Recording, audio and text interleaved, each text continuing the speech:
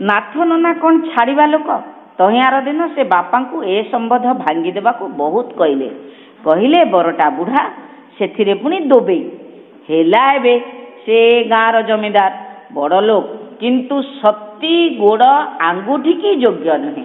नाथ नना किंतु जिद खोर बोली सती चरित्र बर्तमान कहला जे नाथ नना कौन कम कि सी बापा को कहले एठी संबंध हो पार नहीं।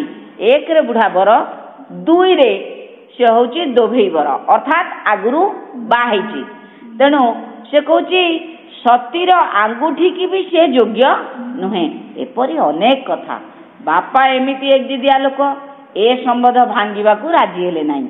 अधिक नाथ नना उपरे भारी चिड़ी गले। नाथ नना कौन उणाटीए कि तांकु कथा न कहलु से भी भारी रागी जाए सेठू चलीगले प्रतिज्ञा कले बंची थिबा जाए पुणी ए घर माड़े नहीं केबे।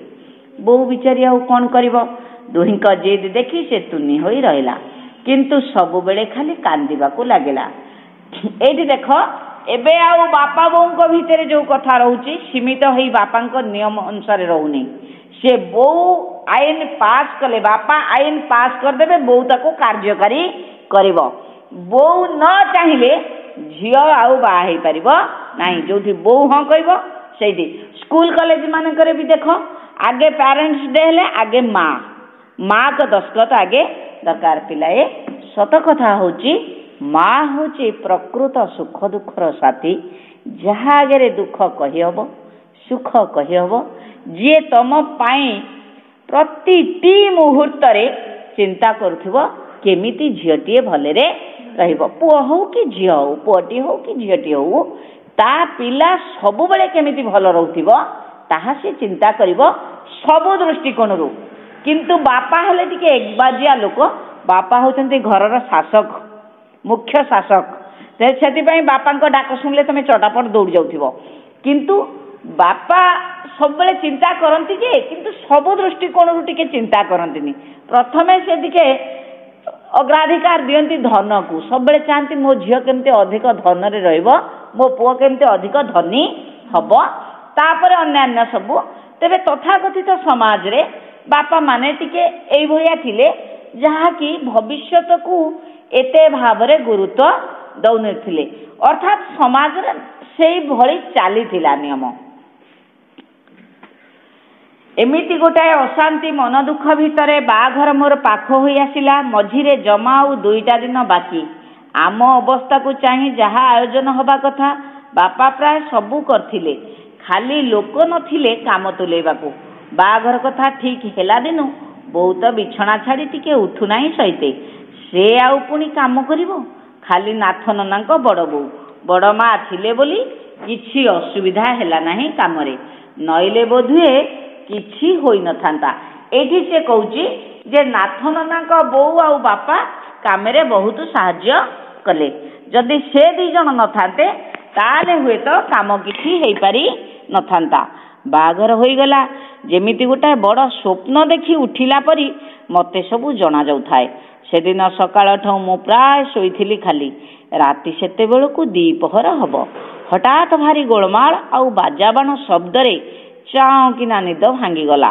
खंजा अगणार आमर अनेक लोकों पाटी सबु थाए मो तारे भितर पुणी शोई पड़िली।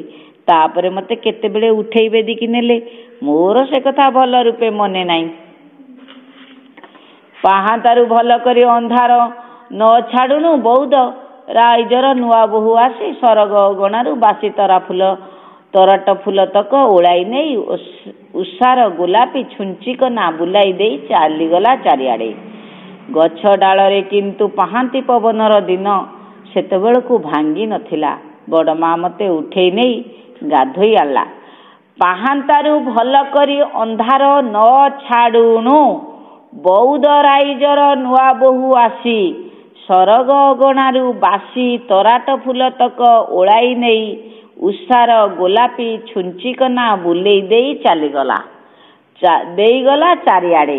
अर्थात पाहांता भल करी न पाहुनु राति भलकिरी पाहिनी भलकिरी राति पाहिनी बौद राइजर नुआ बोहू बौद कहले आकाशर बौद ବୌଦ୍ଧ ରାଇଜର ନୂଆ ବୋହୂ କହିଲେ ଜହ୍ନ। ଜହ୍ନ କ'ଣ କରିଛି? ସରଗ ଗଣାରୁ ଅର୍ଥାତ୍ ଆକାଶରୁ କ'ଣ କରିଛି? ତରାଟ ଫୁଲ ଅର୍ଥାତ୍ ତାରାମାନଙ୍କୁ ନେଇଗଲା। ଅର୍ଥାତ୍ ତାରାମାନେ ଲୁଚିଗଲେ। ଦିନ ଆସିବ ନା, ସକାଳ ରାତିରେ ତାରା ଫୁଟେ, ରାତିରେ ଚନ୍ଦ୍ର ଉଠେ। ତେଣୁ ଚନ୍ଦ୍ର ହେଉଛି ବୌଦ୍ଧ ରାଇଜର ନୂଆ ବୋହୂ। ସେ କ'ଣ କରିଛି ନା ତାରାମାନଙ୍କୁ ତରାଟ ଫୁଲ ବୋଲି ଏଠି ଔପନ୍ୟାସିକ କହୁଛନ୍ତି ସତୀ ମୁହଁରେ।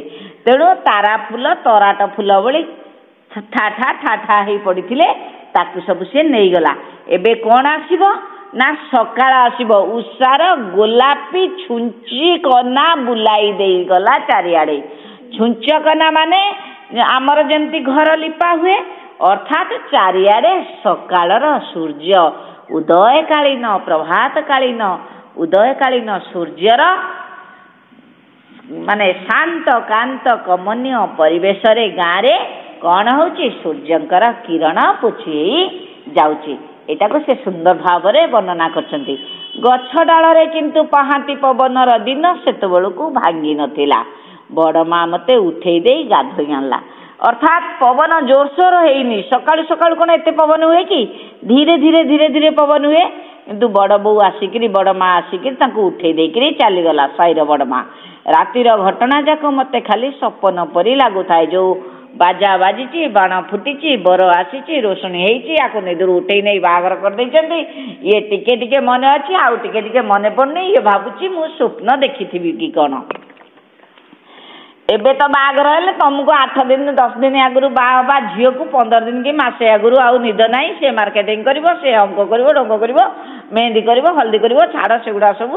ତାକୁ ନାଚ ଗୀତ ଆଉ ବାହାଘର 6 ମାସ ବର୍ଷେ ପୂର୍ବରୁ ବି ସମୟ ନାହିଁ ଝିଅମାନଙ୍କୁ। ଘର ଭିତର ରାତି ପରି ଅନ୍ଧାର ଜଳକବାଟି ପାଖେ ଲୁଗା ପାଲଟିଲା ବେଳେ ଦେଖିଲି ଆର ପାଖ ପିଣ୍ଡାରେ କି ସବୁ ବସିଛନ୍ତି। ଏମାନେ ସବୁ ବରଯାତ୍ରୀ ହେବେ ପରା। ଭାରି କୌତୁକ ଲାଗିଲା। ସେଥି ଭିତରୁ ଜାଣିବାକୁ ବର କୋଉ ଜଣକ। ମୁଁ ଚାହିଁଛି। ବଉଳ କୁଆଡ଼ୁ ଦୌଡ଼ି ଆସି ହସି ହସି କହିଲା, ବଉଳ ବର। ଭାରି ଲାଜ ମାରୁଥାଏ, କିନ୍ତୁ ପାଟିରୁ ମୋର ବଳେ ବଳେ ବାହାରିଗଲା, କିଏ? ପିଣ୍ଡାରେ ସେ ଯେ ସବୁ ବସିଥିଲେ ତାଙ୍କରି ଭିତରୁ ଜଣକୁ ଦେଖାଇ ଦେଇ ବଉଳ ପୁଣି ହସି ହସି ସେ ଘରୁ ଦୌଡ଼ି ପଳେଇଲା। ଯାହାକୁ ସେ ଚିହ୍ନେଇ ଦେଲା ସେ ଦର ବୁଢ଼ା ତ୍ରିପଣ୍ଡ କଳା, ଖୁବ୍ ମୋଟା, ସେଥିରେ ପୁଣି ସୁନା ହାର ଆଉ ଖଡ଼ୁ ନାଇ ଅପୂର୍ବ ସୁନ୍ଦର ଦିଶୁଛି। ଏଇ ମୋର ବର। ମୋତେ ଭାରି ଚିଡ଼ି ମାଡ଼ିଲା ସେ ଲୋକଟାକୁ ଚାହିଁ। ସେ ପୁଣି ମୋର ବର, ଏ କଥା ଭାବି ମୋତେ ଅଧିକ ଖରାପ ଲାଗିଲା। ଆଉ ଚାହିଁବାକୁ ମନ ହେଲା ନାହିଁ। ଖଡ଼ିକଟା ଖିଡ଼ିକିଟା ଧଡ଼କିନି ବନ୍ଦ କରିଦେଇ ସେଠୁ ଚାଲି ଆସିଲି।